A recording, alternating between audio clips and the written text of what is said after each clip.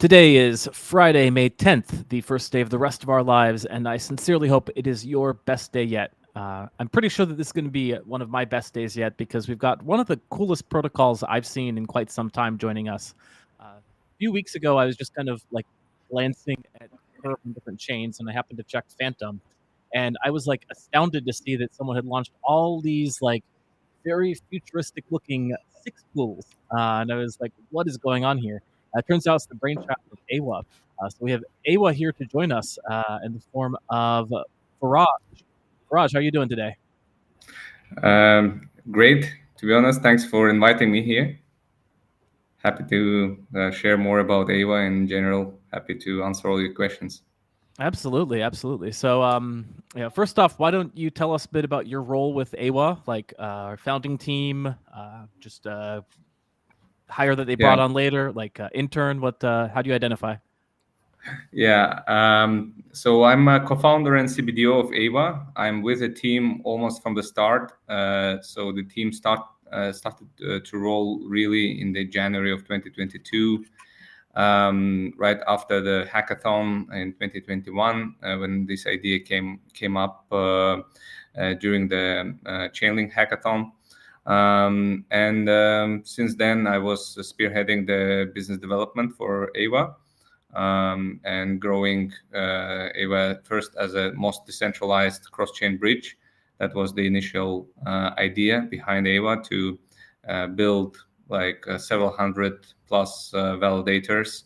Even now, after a few years, we have achieved that. We have 150 validators in our cross-chain bridge, compared to Axelar, which has 75.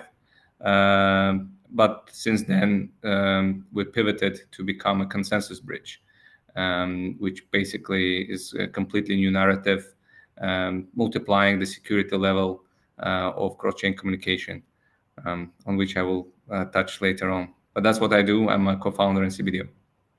Excellent, excellent. And then rounding out the party, we got our co-host Sam, this time sporting a capital A in his name, and DeFi Advisor also sporting a capital A. Always, but for me, always. I wanted to join the trend. Excellent, excellent.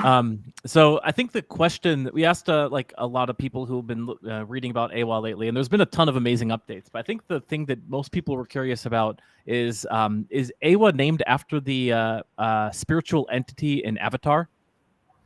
That was the inspiration, indeed. Like when the team wanted to kind of think of a good name for that, the avatar just came up, and there is like a spiritual entity which looks like a tree that connects the entire planet and ecosystem together, holding like all the vital information, and is being paramount for the entire planet. And we wanted to become the same for the DeFi industry. I mean, building solving the problem of cross-chain communication and interoperability, as well as fragmented liquidity. So we believe that if both of those problems are solved, this will create a space which can propel DeFi ecosystem forward. So that was the inspiration, indeed.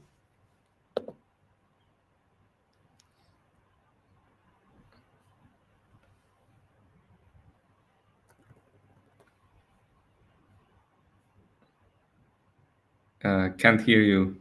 Oh, my mistake. I was on mute. So I was just saying. So I'm taking it that your team then is fans of Avatar. Yeah, I think you do quite cool visual effects here. So 100%. Everyone remembers what Avatar is. Absolutely. Did you all see the newest one? I actually didn't have a chance, but I think it was good. It was like underwater stuff. Yeah, I saw it actually. It was pretty cool. I don't even watch that many movies, so says something. Very good. All right, so let's dive into some of the topics regarding Eywa. So I think first off, I wanted to congratulate you guys on raising a pretty substantial Series A round, or not even Series A round. I think it's the size of what used to be a Series A round back in the day. It was about $7 million, but this is just a seed round nowadays with inflation. So congratulations on that. Could you tell us a bit about the process of what was the investor sentiment as you're out there raising? Were you on the front lines of it? Were people pretty lukewarm to crypto? Did they understand what was going on, or were they just like super excited? Oh, hey, this like a crypto project, just take some money. To be honest, back in 2021, when this project like started, it started with some pre-seed money back then. Like that came up from a DeFi asset management fund that was at the roots of Eywa in general. So it was built for the specific purpose that was very, very it was a big pain for all the DeFi managers to move the funds in between chains securely and in an efficient way. So the initial capital was brought in. Then we started the fundraising as well. We started to build a protocol. And very soon, in the mid of 2022, the crypto winter hit in. So that was the tough time for infrastructure protocol, especially as we were building more and more momentum and also bringing a lot of validators in. The infrastructure costs started to go up. The team was considerable in size. It was around 33 people back then. Now it's reduced to 23 people. So there was a moment where we were it was a difficult time for all of us, but during this time we continued our efforts. We participated in the conferences.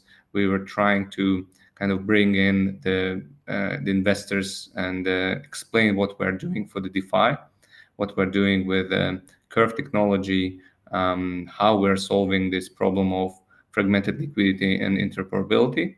And we brought in some good VCs on board back then, like Big Brain Holdings, Molana Capital, G1 Ventures.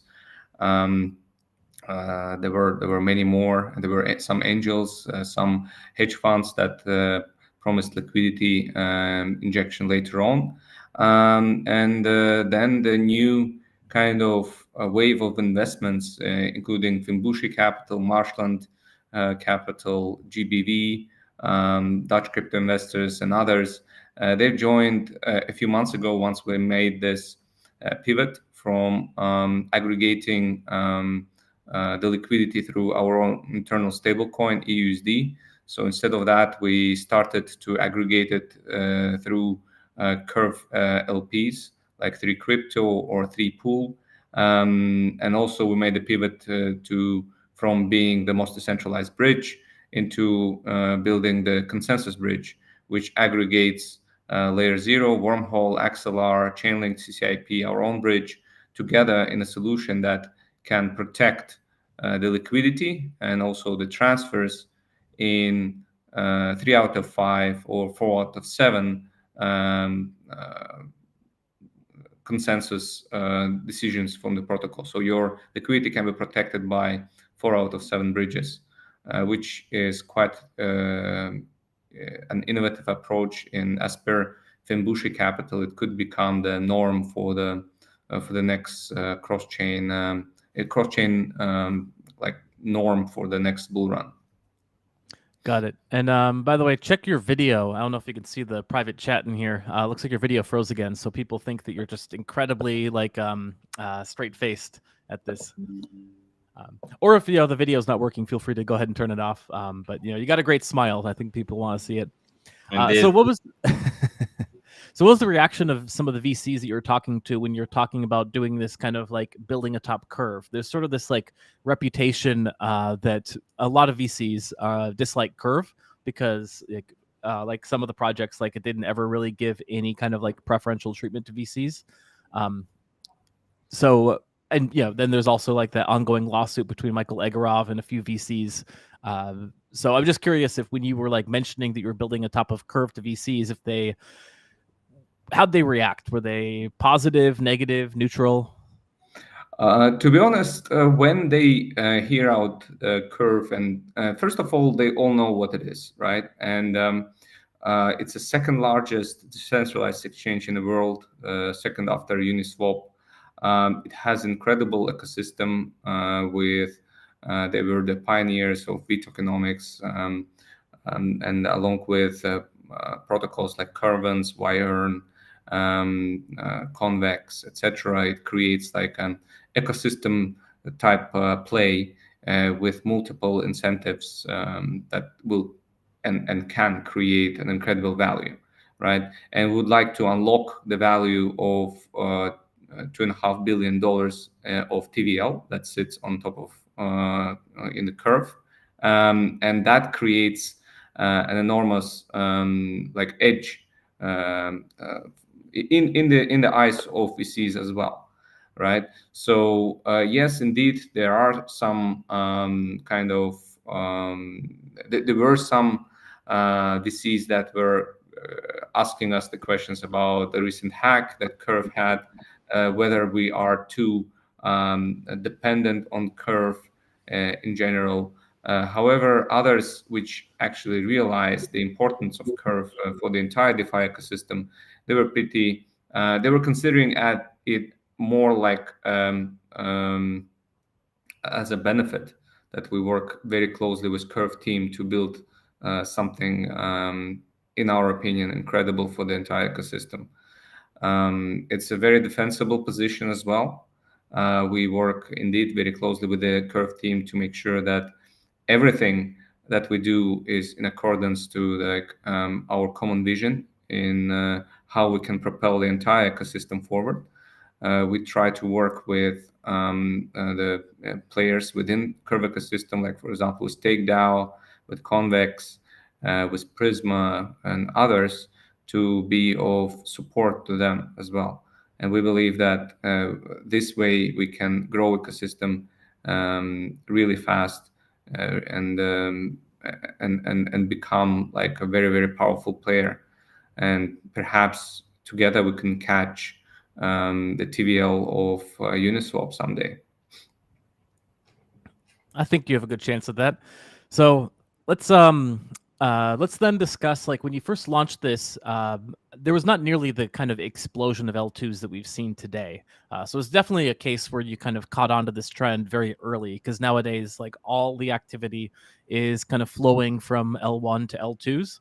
But back when you started it, there wasn't quite as like cute of a problem. So like, what were you thinking about back then when you were kind of deciding that you were going to be pushing this towards like building out this like cross-chain bridging solution? So we were always looking back then. We were when we were building the most decentralized bridge and aggregating the liquidity of DeFi through the stablecoin approach. We were utilizing Curve pools back then, but we're mainly aggregating the stable coins. We were targeting the largest by TVL chains, and we understood that this approach worked really well. I mean, once the L2 started to be more prominent, we started connecting them as well. We even our technical team were able to bring in the ecosystems like Harmony, which actually failed later on due to the hack of the bridge. And then we also brought in Solana in the testnet. We got like 6 grants from different chains like Near and Algorand. So we will be prioritizing some of them. But later we understood that if we are working with Curve very closely, we would rather bring the protocols in our bridge that where Curve is already in, or where Curve is planning to deploy its smart contracts. This way, we can become an avant-garde of Curve for that particular chain. We can come in, build the pools, like work with an ecosystem, work with their incentives programs, and make sure that the bridge is built from an ecosystem side towards, for example, Ethereum, which already has large pools of Curve, and which they would kind of incentivize to bring the liquidity from that, from Ethereum, for example, to that L2. And then once the Curve is fully deployed, once the gauges are fully deployed, and there are like discussions and agreements with that particular ecosystem finalized, then the process of migration of liquidity from Ethereum native to that new L2, for example, becomes really fast and really easy.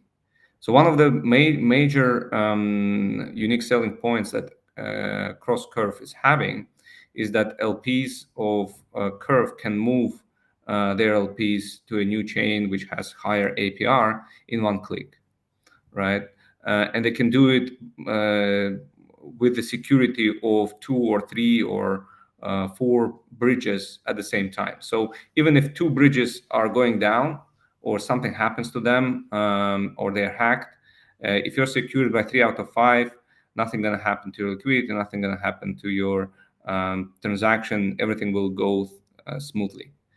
And this solution, in our opinion, is really critical for any DeFi asset managers, so they do not really lose their sleep over their sleep due to the like fears that the bridge or some other protocol that is secured by us is hacked, and then the liquidity is drained, or the transfer that they have done is kind of compromised.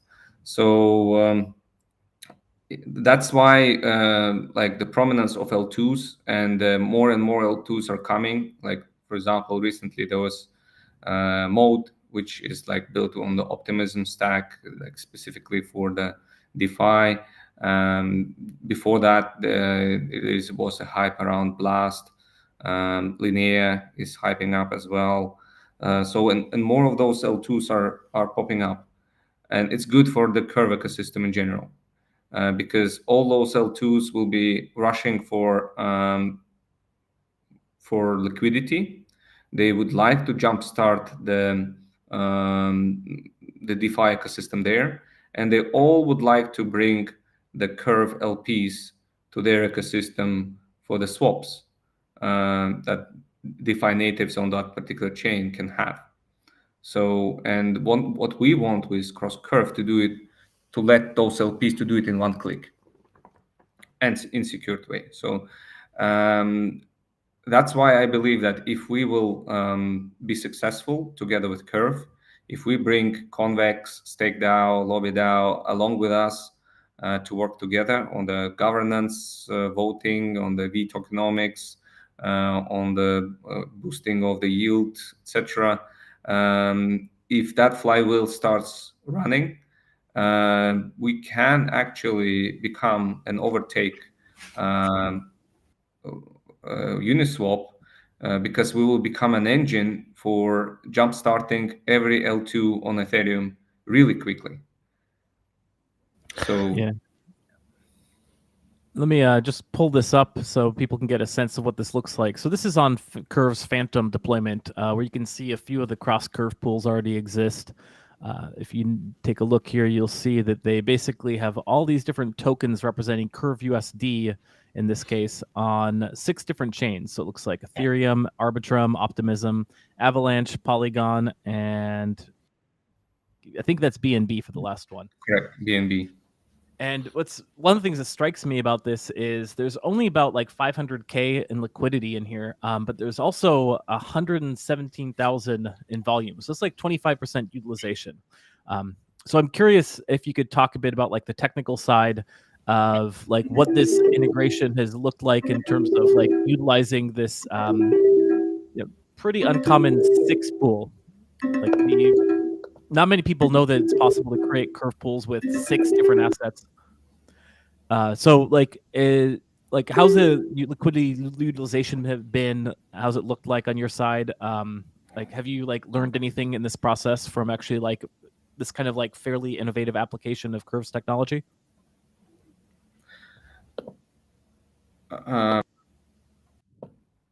Yeah, so with regards to utilization, we always wanted to be one of the most efficient like liquidity layers. So what we were focusing on the was to create an opportunity to utilize the fragmented liquidity that exists across all the chains, and utilize that fragmented liquidity for the efficiency purposes of for the every swap. Basically, what we had even higher utilization rate with our previous version.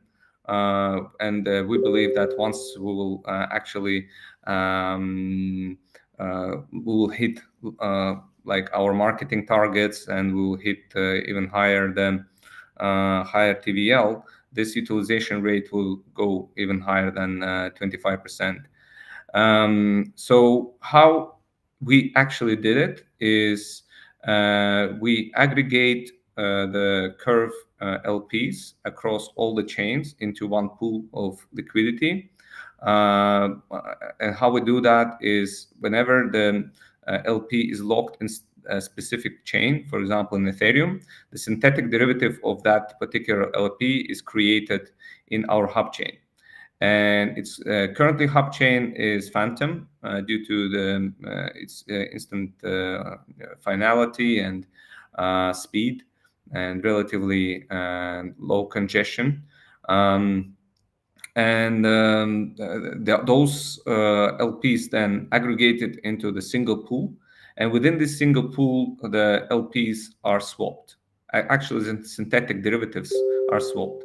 So if there is like 1 million of each LP sitting in each chain, it creates and there are 6 chains, it creates a 6 million pool within which the LPs are swapped, and then on the destination chain, when synth is burned, the unlock happens, and it's delivered, or maybe the underlying asset is sent to the wallet.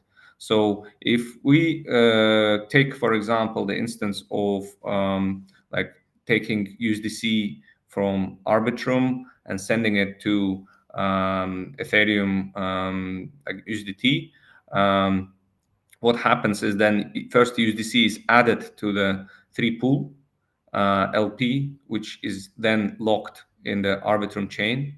It creates automatically, when it's locked, the synthetic synth of that 3 pool is minted in the hub chain, is then swapped to the 3 pool synth of Ethereum, and then that synth is burned to unlock original 3 pool in Ethereum, and then USDT is retrieved and sent to the destination chain. So all this happens automatically in one click, secured by, if needed, several bridges at the same time. What we want to let people do is choose the level of security that they want. For the low security levels, they can trust our bridge, they can trust only layer 0. For like large transfers, they might choose just to be secured by 3 or 4 bridges at the same time, data protocols at the same time. So that's what we do. And also large transfers in this way, when we aggregate the liquidity, also will be way cheaper than just using Stargate or layer 0 directly. So that's another thing that where we are actually planning to compete. It's for the large transfers, both on security side and also on efficiency side. I have a question here. So how do you maintain consistency and completeness across all the chains? Because if you're having these synths that have multiple claims on, say, like 6 different chains, like we saw, how do do you maintain that? How do I know that if I'm trading something on like Avalanche or Arbitrum or something, that it's essentially maintaining like balances correctly across all the other different chains? It's a good question. So we will have our own internal arbitrage system, and then we also are planning to open it up to the external arbitragers as well, to make sure that the pools are balanced in the right way for the swaps to happen in the best condition. So this way, whenever the swap occurs and imbalance occurs within the pools, the arbitragers straight away compete with each other for getting the pools back into the right condition. Okay, so I can actually trade those. So when I bring, say, like Curve USD here that I'm looking at on the Curve page over to, say, Polygon, I'm actually trading CRV USD, those two assets, right? The synths of those two assets. Yeah. So like I can't see it on the screen, but I'll pull it up. I'm just yeah. I'm just looking at the Yeah. I'm just looking here. Let me pull this up because on just the cross looking curve at, itself.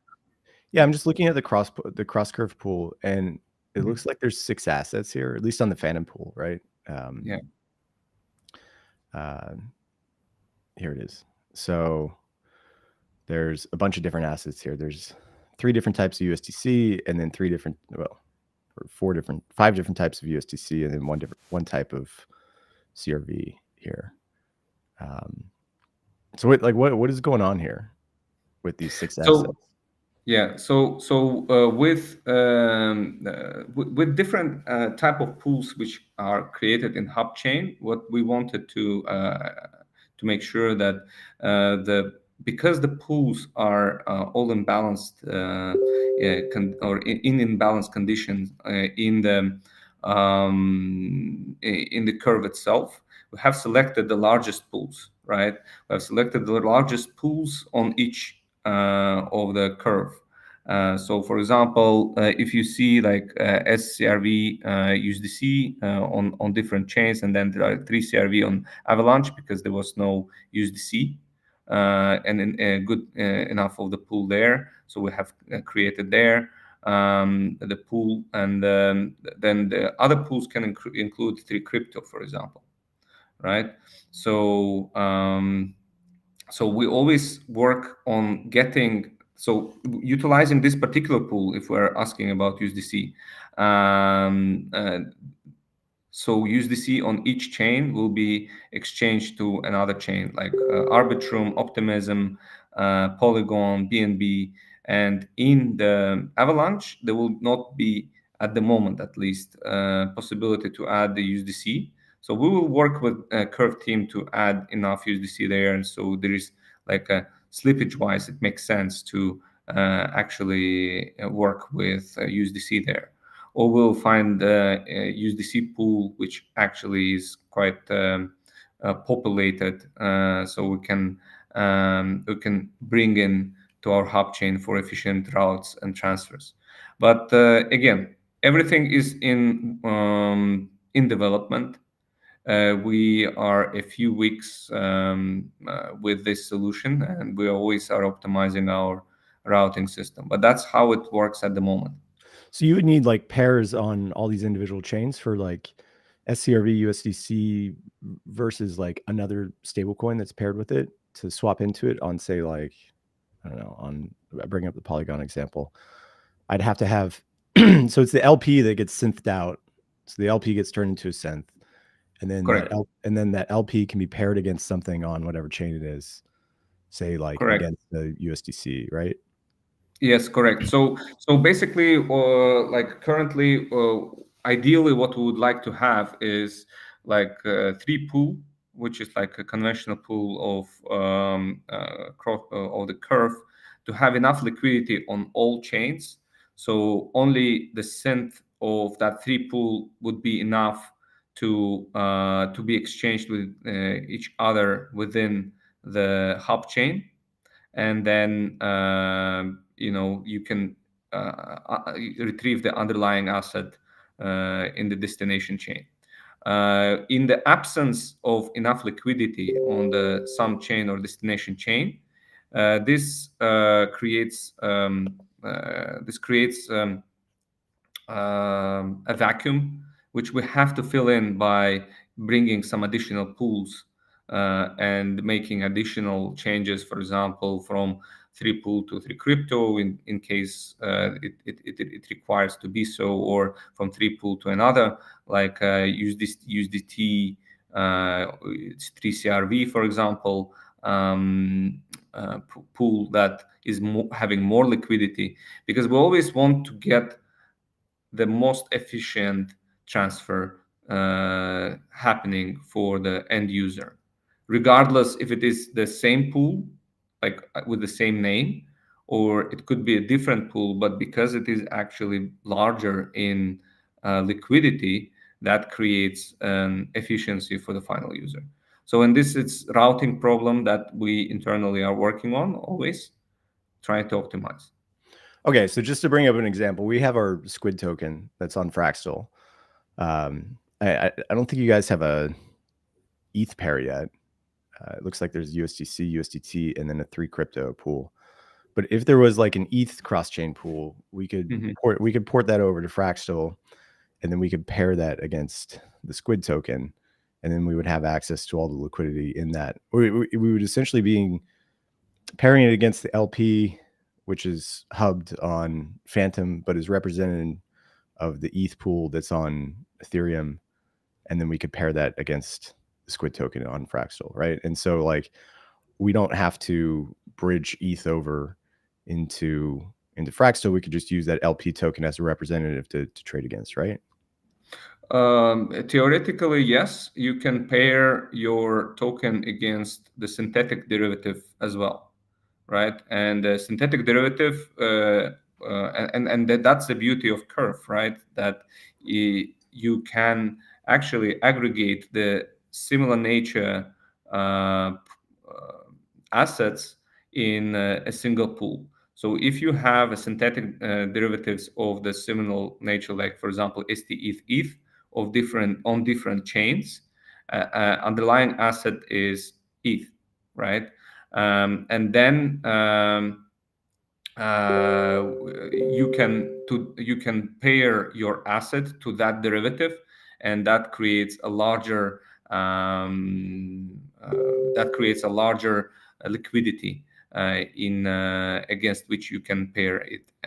So with Frax example, we're working with Frax now. I can disclose much more information. We're in this communication with the team.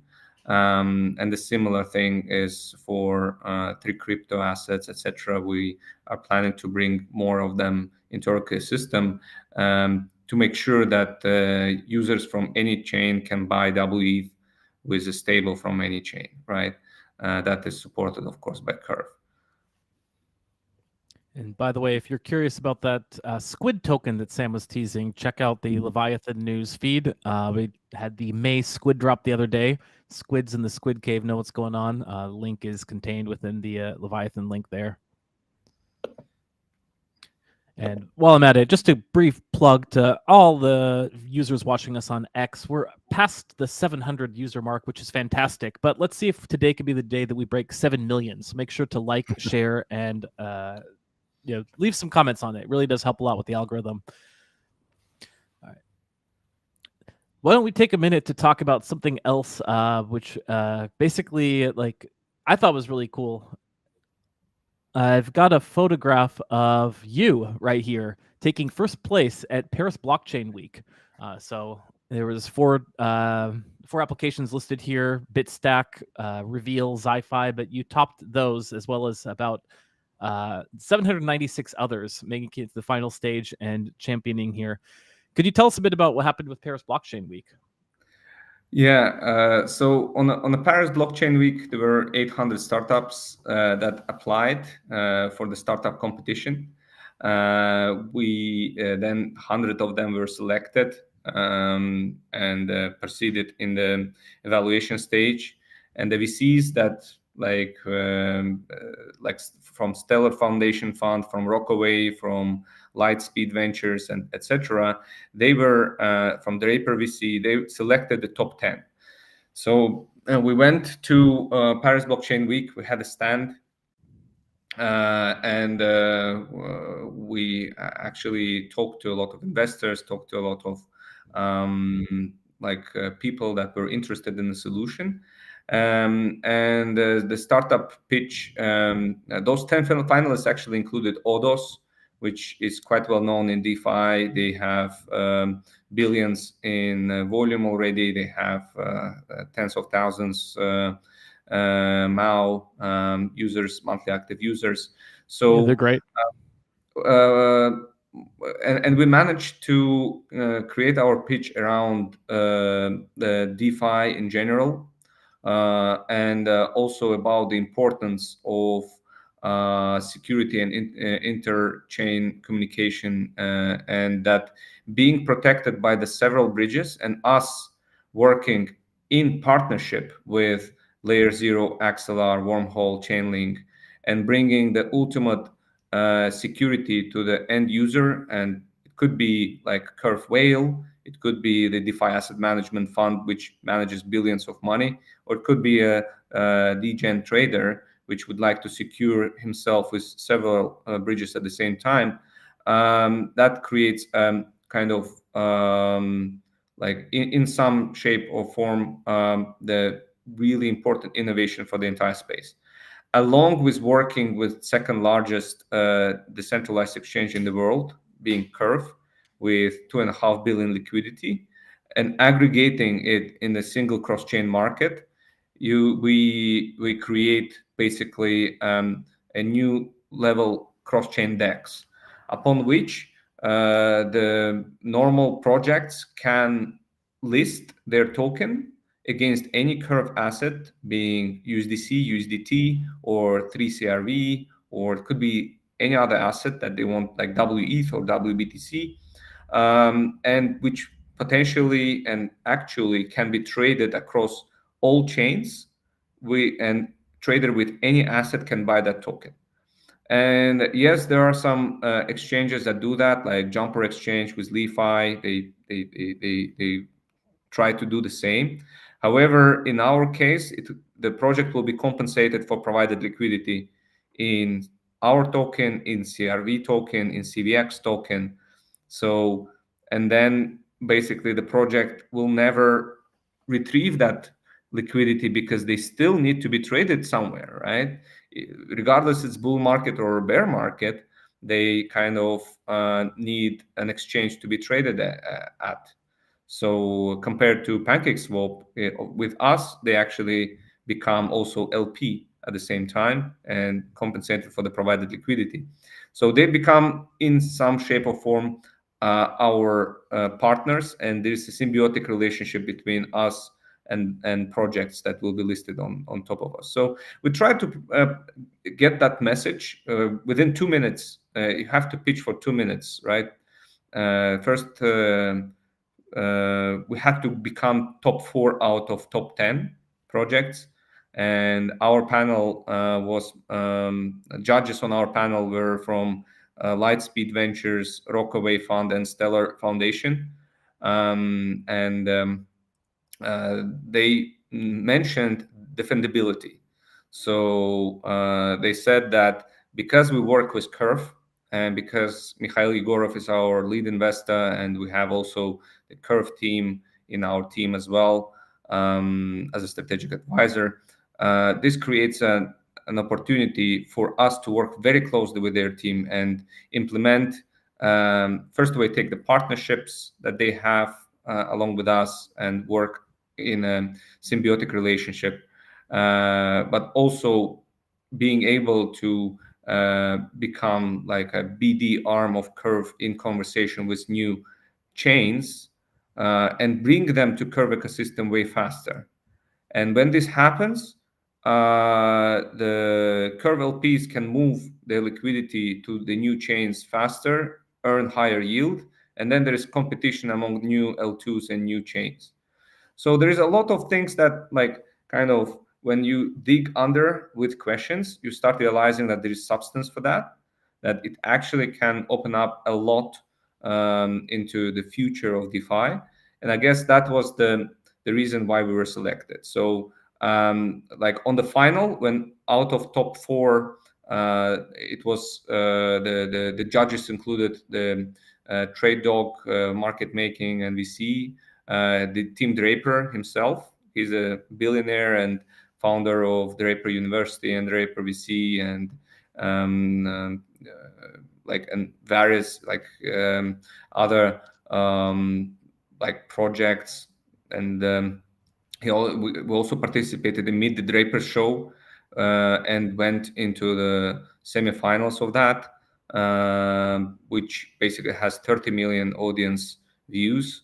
And this creates a unique opportunity for showcasing not only us, but entire CurveX system to the world, right? So, and what they mentioned is that there were some tough questions, of course, you know, like, for example, the legal action against the DeFi players was the day before. And we told that, listen, you know, we believe that DeFi can change the finance industry for better. It can actually disrupt it, and we believe that sooner or later it will be adopted by the conventional finance industry. So if the entire DeFi industry goes down, we will go down with it. However, the technology never dies, right? It will be picked up by someone and somehow. And we don't believe that it is in anyone's interest to go with this like severe clamp down on the entire DeFi, right? So so this was taken as yes, okay, yeah, we believe in that. And compared to other projects, we were like having a way more global like outreach in terms of what we are there to change. That we are there to change the finance for better.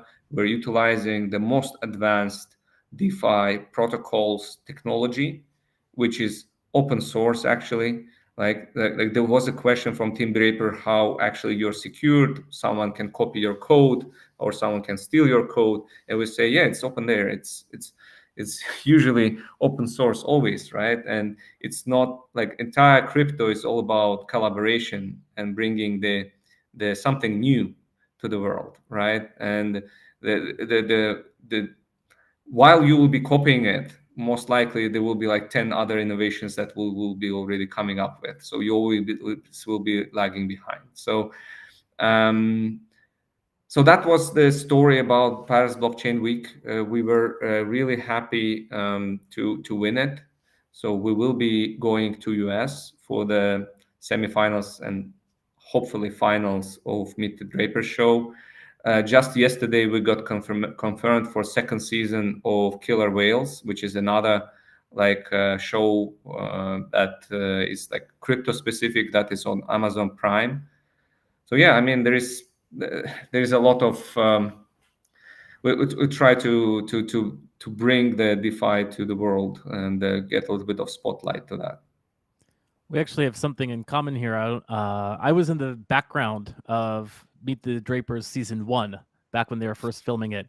And I wasn't actually like a participant in the show. I was just kind of filming. But I happened to be like it was actually like you mentioned Draper University. I was going through that at the time, and which is run by his son Adam. And I gotta say, like, I got a chance to meet Tim Draper, and I don't know what your experience was, but he's like one of the most impressive and remarkable human beings I've got the chance to meet. He is such a fierce advocate for, back then it was just Bitcoin because Ethereum wasn't really a thing. He's like one of the strongest advocates for Bitcoin at the time, and he really gets it, right? Like, you know, he understands this at this really incredible level. So it's I'm just curious to hear about your interactions with him and how that went. I think overall, Tim, you know, I completely agree with you. So Even though there was always like and dislike from the San Francisco VCs or from the entire, I would say, traditional finance industry or traditional VC industry in the US about even Bitcoin and about cryptocurrency and the blockchain companies in general. Tim was always like standing their ground in regards to his position that Bitcoin is a new asset class, that everyone should have a little bit of it, and that Bitcoin technology is like a revolutionary technology similar to internet, right? And if you of course, it comes with a lot of scam, it comes with a lot of projects that never will fulfill their promises. However, the same was with internet bubble of early 1990s, 2000s, right? It doesn't mean that the projects that really would like to work on the groundbreaking technologies and on something that will be disruptive for the entire industries like DeFi, and in my opinion, Curve does that. Sometimes in a decentralized way, which in my opinion should be the proper way of doing that, and that sometimes is not really the way how VCs would like it to be developed, right? VCs would like to take kind of control of the new projects and the protocols that come forward to that. And our VCs are our partners, but we would like to really participate in the Curve ecosystem very, very closely. It doesn't mean that we will not work in future with other decentralized exchanges like Balancer, like Uniswap itself, and bring the Curve technology there as well. So that might happen in future, and I believe that if the DeFi is adopted worldwide as a tool to bring, for example, finance to unbanked population, which is like around billion, sometimes some people say around 2 billion people in the world, which are currently unbanked by the current financial system. If we do bring this to those people, like DeFi can become like a revolutionary technology for those. Yeah, I completely agree with that, and yeah, no surprise, of course. But yeah, the opportunities for just being able to, like as you mentioned, build this permissionlessly across all the different protocols. As more and more of these protocols do stand the test of time, it's going to be just very amazing to see what comes of it. So we talked a bit about the consensus bridge. I just wanted to make sure that before we we're coming up on already near an hour, and I know that you have like a ton of stuff you want to cover. I just want to make sure you got to talk about everything you wanted to talk about regarding the consensus bridge. Yeah. So with regards to consensus bridge, as I said, originally we were working on building the most decentralized bridge, which we believed is a true necessity for entire DeFi ecosystem, which we built at the end. But working directly and closely with Curve team, we realized that regardless how decentralized your bridge is, it always is vulnerable. And vulnerability of your bridge, it's not only your problem. Like the entire ecosystems, like Phantom ecosystem, for example, can go down with a single bridge with multi-chain. We saw that exactly. Yeah, even the Curve was affected by that. When Harmony bridge was hacked, the Harmony as a blockchain went under and never recovered. So Nomad bridge hack, for example, which was a good protocol, good technology, backed by Pantera. So BNB bridge hack, Ronin bridge hack, right? So all those hacks just demonstrate that you can never rely on a single bridge to be the only protector for your ecosystem, for your liquidity, or even for your transfer if it is big enough.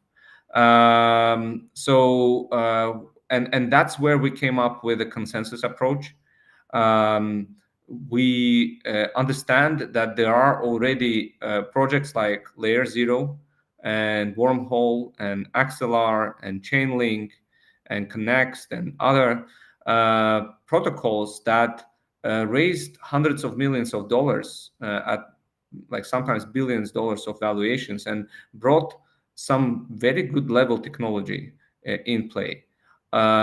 We do not know which of them would win the ultimate race, and if there will be a single winner in that race, right? Perhaps not.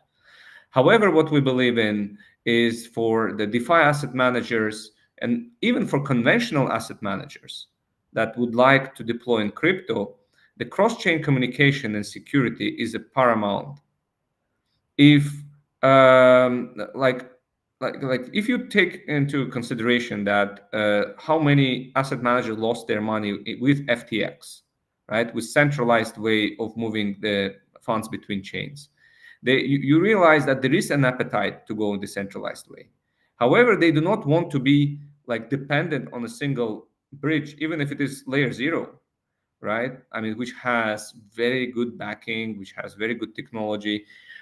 However, it might have some, backdoors for the technical team to fix the bugs, and those backdoors might be exploited.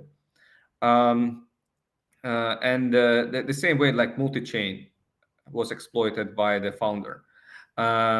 So when this happens, we came across the solution which basically utilizes several of those bridges.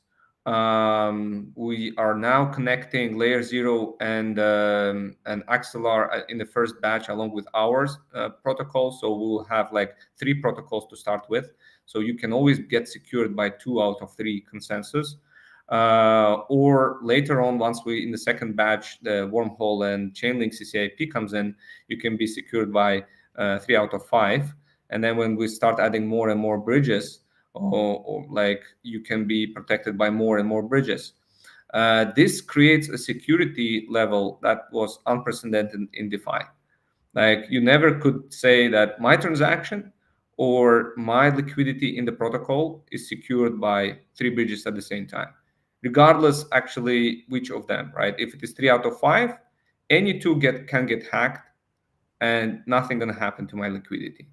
So this was our approach to cross-chain interoperability problem, and I believe that this actually was taken very in a very nice way during the Paris Blockchain Week pitching by the VCs. So this, especially Finbushi, which is our one of our primary VCs that backed us up, they believe that this could be the way to think for DeFi asset managers, for even the protocols that would like to build later on, utilizing us as a cross-chain layer. Yeah, and just bringing up the audits page, I just wanted to confirm that the consensus bridges you're talking about, because bridges are, of course, the source of so many hacks in DeFi, those were covered by the various audits you got, Hex and Smart State. Yeah. And we are building another, we're going through another audit. So we're selecting the audit that audited Curve Finance. So, and later on, we will be audited continuously by more and more auditors that audited Curve itself, to bring the level of security on the same level with Curve. So, and during this several years, like almost $3 billion in TVL is in Curve and is secured by the really good and solid smart contract auditors. And yeah, even the latest hack that everyone kind of remembers and talks to us, it was more of the language that was built upon, right? So the Viper rather than the error that the smart contract developer did. So, but it's definitely, it's unfortunate that Curve gets blamed for it, because if it had been a Solidity hack, all of DeFi as we know it would have fallen, and Curve would have been the only one standing. Absolutely. So I mean, Solidity has its own problems. So every double reentrancy is one of them. Like if someone doesn't add it into their protocol, it can be hacked on day one.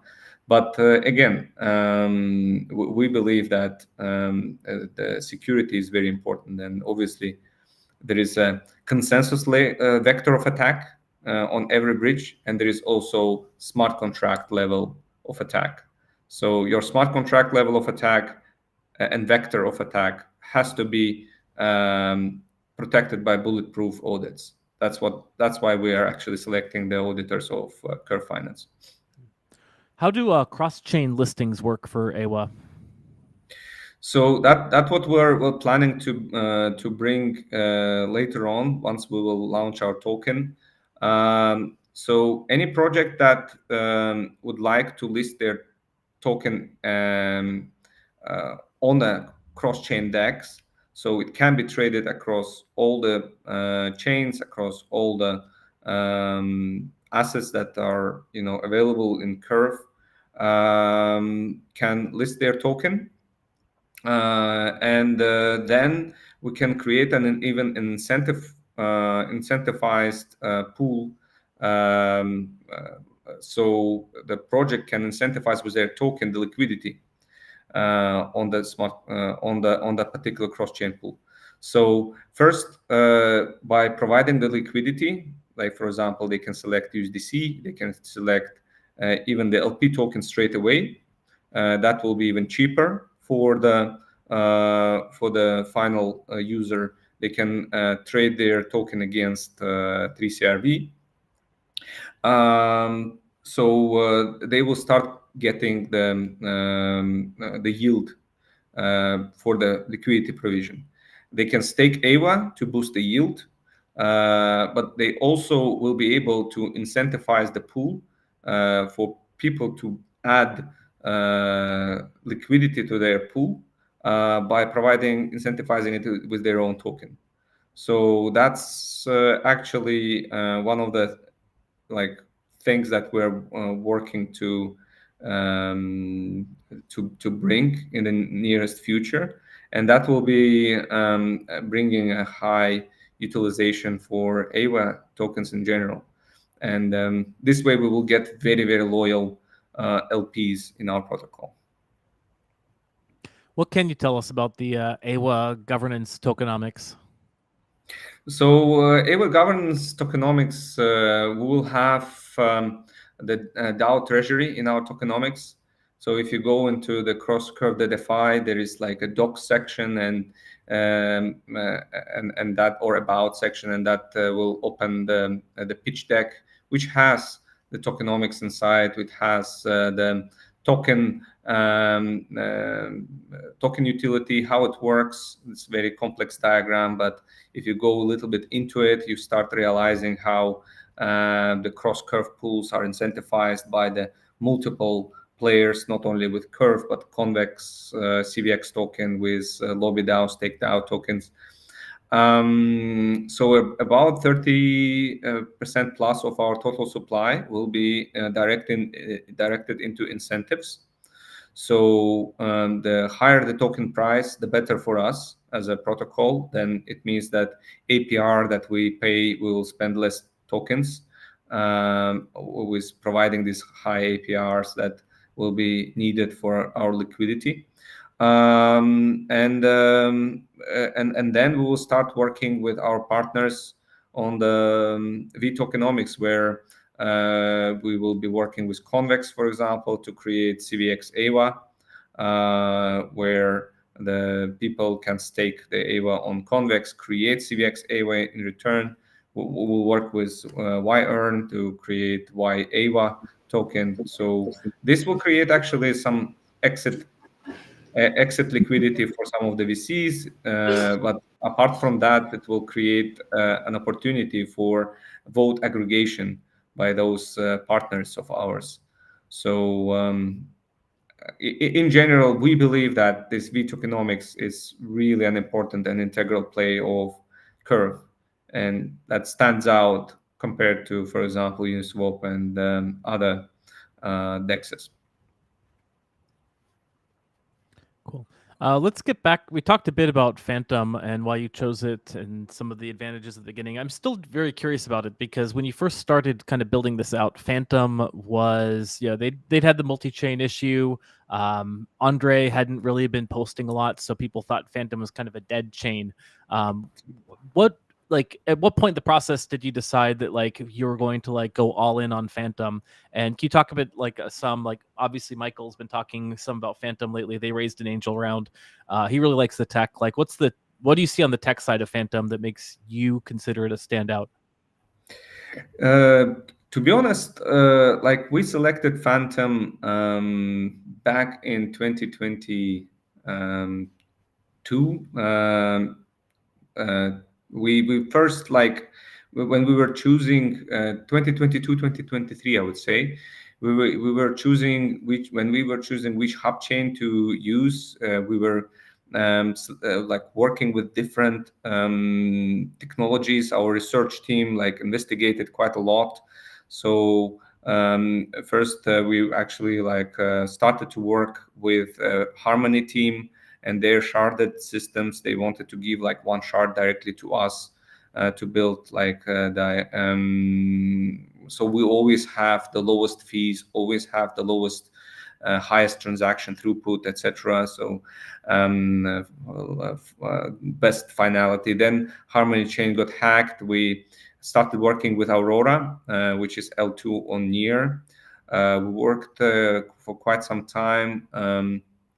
And then we had some issues with Near gas limit. So we had actually to split our transactions in half because it was just too big of a transaction for the Aurora in general. We couldn't find a resolution on that. And that is when we started to have a look on which other chains we could work on. So we worked with the Curve team. They also kind of liked the Phantom technology in general. We liked the low transaction costs. We liked that it's not as crowded chain as some others. The transactions per second looked good. It wasn't super high, but we didn't need a lot of transactions per second back then. And now, of course, with multi-chain collapse and the entire collapse of the Phantom ecosystem, and as you said, some people calling it ghost chain or dead chain, we also explored to move elsewhere. That is the honest truth. However, I think that lately there were some good news about the Phantom in general, very promising. So the raise of the new round, the Sonic update announcements. So at the moment, we are just working with Phantom team very closely to make sure that we are staying on top of all the news that is happening, that we get enough support from them, and we really like what is the latest developments that are happening. We're watching closely for any changes, obviously, because for us, selecting the hub chain is very important. Phantom and Andre Cronier, they always were very DeFi-friendly. So they always were pushing for DeFi protocols, were always open to new kind of new ideas on how to create those protocols. So coming back to Sam's point about can actually the token be put in a pool against the synthetic derivative, which is based on the Phantom? Yes, it can, and it has its own advantages by having very large pool, and that creates an opportunity for Phantom to embrace and jumpstart the entire DeFi on their new chain, right? Being it like Phantom itself, or it could be the Sonic that they would like to kind of migrate to with higher speeds, higher throughput. Like they announced quite incredible technological upgrades, and we will test those. But in my opinion, Cross-Curve and Eywa will bring enormous benefits for any hub chain that it will be built upon, because it aggregates the Curve's liquidity into the single hub chain in form of synthetic derivatives. And this creates a real opportunity for that particular chain to utilize that synthetic derivatives for their own DeFi like strategy, I would say. Got it. Very cool. Very cool. So Well, we're Gil, can I ahead. ask? Please. Faraj, who are like the natural users of Eywa? Like, for who is it? Who's the kind of audience that you feel you guys are building Eywa mostly for? I believe that it is a quite good variety of people. First of all, anyone that is utilizing PancakeSwap or SushiSwap to buy a token can utilize Cross-Curve to buy a token, right? It's a decentralized exchange. Especially if you want to do it in a cross-chain way, you want to sell or buy the token in a decentralized exchange. So any retail user will go for lowest fees and lowest transaction costs for himself. So if we will aggregate the curve pools, this creates an efficiency. It creates low slippages. It creates very low impermanent losses, etc. For the liquidity providers. So this will create an opportunity for low cost swaps in any direction. So retail might embrace it, but in my opinion, who would be the power users of Cross-Curve is yield farmers and LPs of Curve or any other DeFi asset managers or degens that would like to look for a best performing and pair elsewhere. And like, for example, if we assume that Mantle comes to Curve and provides 0.3% of their total supply to Curve LPs. So currently, the Curve LP, to move their LP position from Ethereum to Mantle, will lose between 5 to 10% on impermanent losses, especially if it is considerable position. They have to unstake from CurveX, then they have to retrieve the liquidity one by one, like if it is 3 crypto, WE, WBTC, and USDT, lose on impermanent loss, then they have to move one by one those positions into the Mantle. You don't know how liquid the bridge is on Mantle, so it might not be as liquid as you want it to be, and lose on impermanent on the slippages there. Then you add the liquidity one by one or in balanced mode again, you will lose again later on the impermanent loss. So, and it's very complicated and complex. What if there's LP or Curve Whale or anyone who'd like to have a higher earning potential and yield farmer can do it in one click? Wouldn't he do it?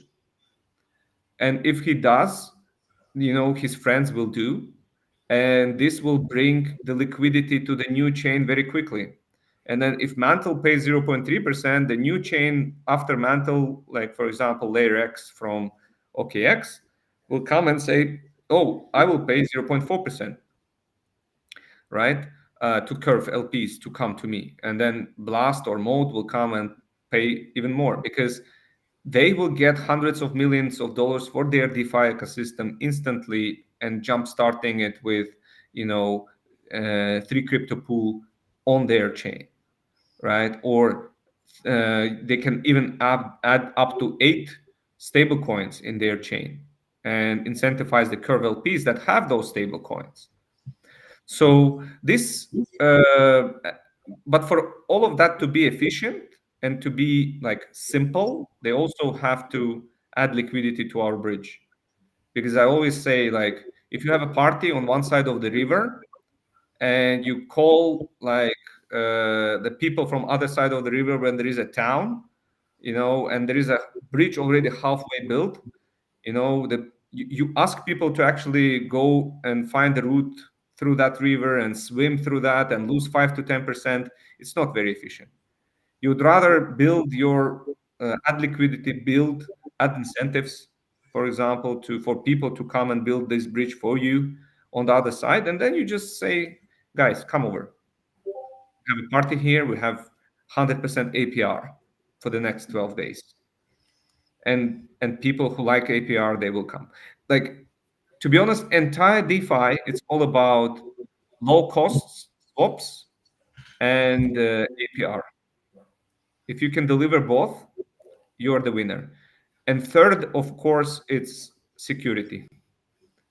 If you can do all the swaps protected by layer 0, XLR, and wormhole at the same time, then you can sleep better during the nights. So I'm just going to do something we like to do, which is let's check in and see how the markets are doing, because we like to see occasionally if we've moved the markets during the show. And here's the price of Bitcoin, and oh, it's all over. It's all over. That happened in the stream. That's why I was streaming. Nice. Yep. No, actually, I think it was like several hours, right? Yeah, So, it was. I would like to see like the last blip. I think you stabilized the market. Actually, is what happened. People are now hoarding their cash to wait for Eywa. Yeah. Yes. Someone sold the BTC to buy some Eywa, right? Yeah. Indeed. Faraj, it's been a pleasure. We want to be respectful of your time. It's already been an hour. It's Friday afternoon where you're at, and we're sure that you want to go touch some grass or whatever the equivalent is in your region. Before we get going, though, like, is there anything else that you want to plug or mention that we didn't get a chance to talk about? No, I actually would like everyone to come and test what CrossCurve is building. Any suggestions, you can post them on Twitter. We're reading the Twitter messages. You can go and find us on Telegram and ask the questions there. We always want to hear out from the DeFi crowd. If you guys are building anything that requires cross-chain communication, we can support you with our protocol and secure you with several bridges at the same time. And also participate in our point system. So you can earn points by swapping, by providing liquidity, by even referring your referral link to others. So just go in. There is like airdrop that is coming, and obviously, everyone wants to have some free tokens at some point in their lifetime. So that's might be your chance. Can we get some Eywa tokens for people who hold our squid token? This will be discussed with our marketing teams. Let's do it. Yeah, we can create some kind of co-marketing campaign. We have the best community. Excellent. Indeed. The best. Looking at your questions, I have no doubts that you're very, very into DeFi and great podcast. To be honest, I really enjoyed talking to you guys. Likewise, we really enjoyed having you here, and thank you, Sam, DeFi advisor, for joining us. Thank you, sir. Amazing job as usual. Thank you very much for coming as well, Faraj. Excited about it. To be honest, want to be very. It's very interesting to see how the Curve ecosystem gets thicker and thicker. Honestly, it's quite amazing. Absolutely, like and it's like a very, very good people and good crowd. We will be on the Stable Summit in Brussels in ETHCC. I'm always in Dubai, so just give me a shout on Twitter, and happy to meet and happy to support you. Enjoy, man. When is ETHCC, by the way? When is it? I think it's in the beginning of July in Brussels this time. Cool. And it's Stable Summit. Usually, it's a few days before ETHCC. I think it's 6th and 7th. Yes. I know we Great. got some Leviathan squids swimming around that area, so you'll definitely have to connect with them while you're there. Yeah, we'll have most likely some of our team on consensus as well. I mean, we really like coming to big events. Usually it always ends up with some kind of partnership or investment from large VC. So like the token 2049 was really good, ETH Dubai. So yeah. All right. Excellent. Well, today is May 10th. We're signing off, but we hope that you continue to have a fantastic day. We'll see you all next tide, squids. Bye, folks. Yeah.